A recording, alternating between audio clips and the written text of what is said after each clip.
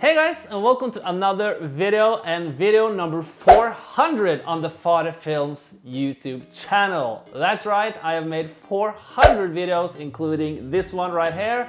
So yeah, I mean, if you have not watched all of my 400 videos, go check them out after this one.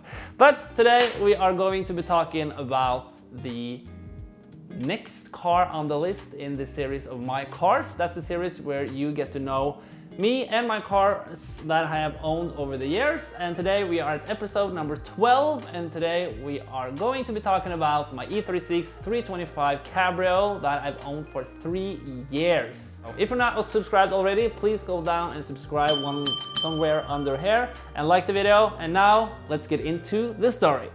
If you have seen the previous episode, I bought a 325 4-door, and actually it's kind of a funny story because I bought that a week after I sold my 323, the crashed and wrecked 323.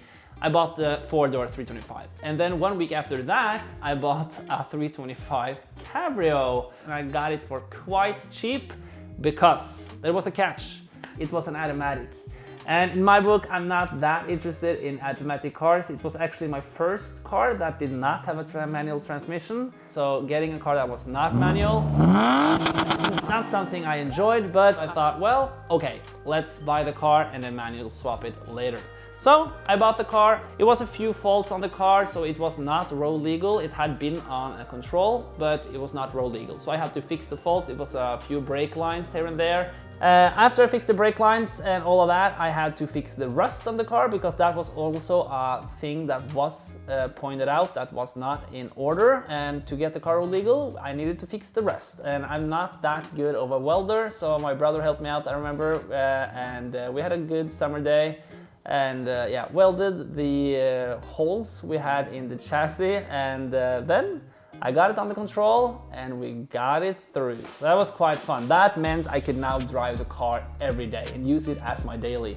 Then another summer day, I remember swapping the taillights on that car, and I also tried on my Throwing Stars wheels, the E34 M5 replica wheels that I have.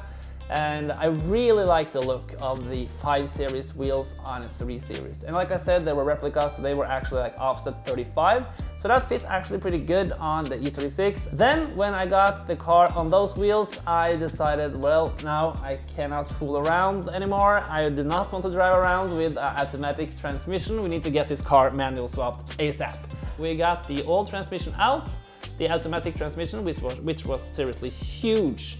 And we got rid of that. I think that weighs like 60 kilos or something, and this manual transmission weighs like 25 or something, so it's quite a good weight reduction as well, and that's pretty cool.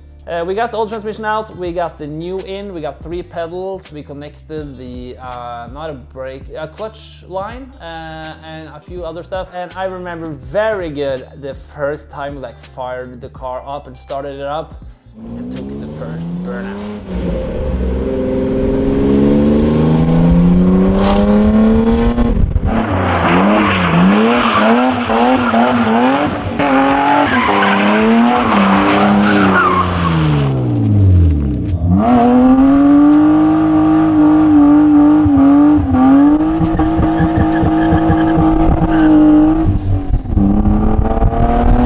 After I was done with the manual swap, I actually also swapped out the passenger side door on the E36 because that was broken.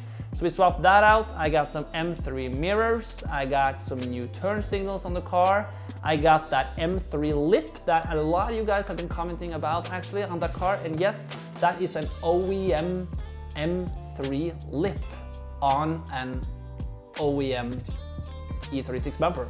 That's it. I also remember fixing the fog lights, and that also made the car look pretty cool. And I mean, now I really felt like I was to get more proud of how the car looked, and we could take it on some events and have some fun with it. I also tried spray painting the fenders, and that was something we can call not a success.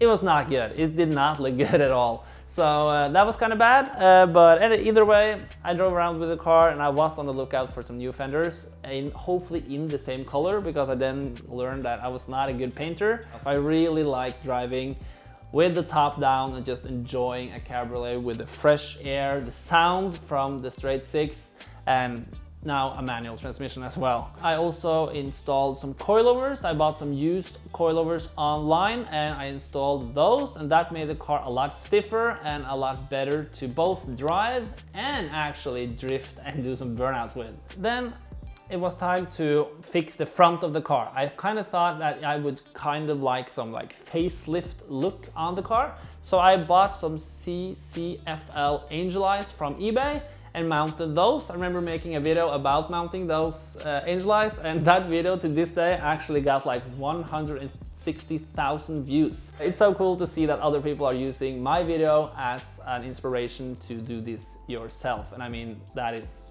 yeah, I feel really good about that. It's super cool to see I can inspire others to do things with their cars. Then I came over a deal I simply could not refuse, even though I know I got a lot of hate for that on YouTube, and that was new seats. I bought some M3 seats. So I bought those for like really cheap. I think it was like 30 euros or something, like dirt cheap. And I installed them, and they were seriously in worse condition than my seats that I had in from before. But I wanted either way to swap out a regular seat for M3 seats. Then I took the car on a track day for some drifting, and let me tell you, I did have a lot of fun with that car every day. But I really enjoyed it, taking it to the track and just trashing it around, because I mean, it could take it. It had a good cooling system, never overheated. It was just treating me good all the way. Well, then my first season of summer was over and it was time for winter storage. And that was kind of the off season for that car. Then it was spring again and time to get the car back out and enjoy it. And I remember giving it a deep clean and simply just, washing it properly and doing my first burnout in the spring. It was such a good summerly vibe. I just love taking my cars out of winter storage and feeling the air getting better. It's warm in the weather, it's getting green out, and it's just such a good time. And soon it's time to get my Skyline out of winter storage, and I'm super excited about that. But enough about that. Let's go back to 2019 or 2018. Yeah, so after winter storage, I remember trying on some AC Schnitzer wheels. Those looked pretty cool, and I also adjusted the coilovers a little bit so that it will get even lower. And then I think it looked really good, and I was really happy with the car. And at that time I also wanted to try back on my Throwing Stars wheels, and I thought it was a good idea painting them.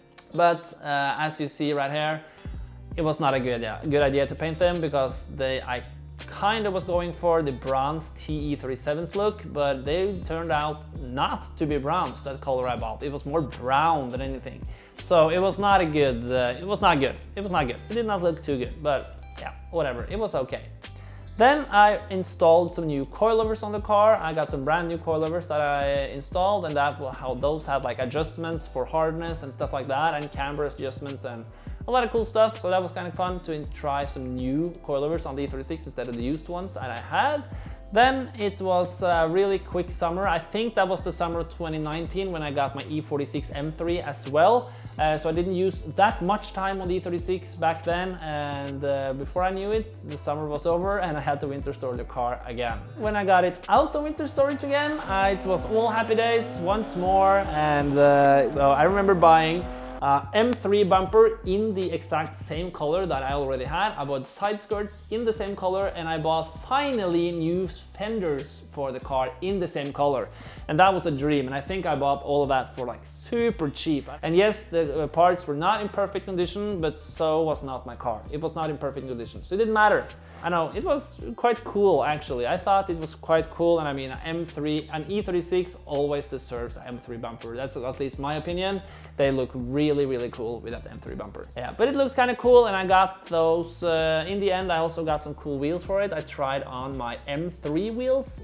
That was actually from my E46 M3, because I got some new wheels on my M3, so I tried the OEM M3 wheels, and that actually looked quite good, but it did rub a little bit on the back. So I bought some new wheels for it. I bought some E34 M5 wheels, but not the Throwing Stars. That's the wheels that comes with the 3.6 liter, but I bought the wheels that comes with the 3.8 liter, the M Parallel or whatever wheels. So they also look kind of cool, also replicas, so they had the 3 Series offset. The reason I bought those was because I thought it was time to sell the car. That's right, it was kind of sad, but yeah, it was time to sell the car. So I sold it to another BMW enthusiast, and he was quite happy with the deal. He got it for a really good deal back at that time, at least I think so, but it was not super clean as well, so I think he got a fair deal. And I made some money on the car, or I've spent a lot of money on the car as well, so I don't know how much I made, but I mean, manual swapping it was a huge deal, but that also costed me a lot of money. But either way, I had the car for 3 years and enjoyed it a lot, so I was super happy. I do miss the car a little bit to this day, but life goes on. And I mean, last year I had an E36 M3 Cabriolet, and I mean, let's be fair, M3 is better than 325 any day. So I mean, yeah, you can always make new memories. So yeah, things are good. I'm happy. Thank you guys for watching this video. I really hope you enjoyed. Please go down in the comment section below and tell me what was your favorite modification on that E36. And now it is time to wrap it up. So I thank you guys for watching this video. I hope you enjoyed. Subscribe if you're not already and like the video, and I will see you guys in the next video. Goodbye.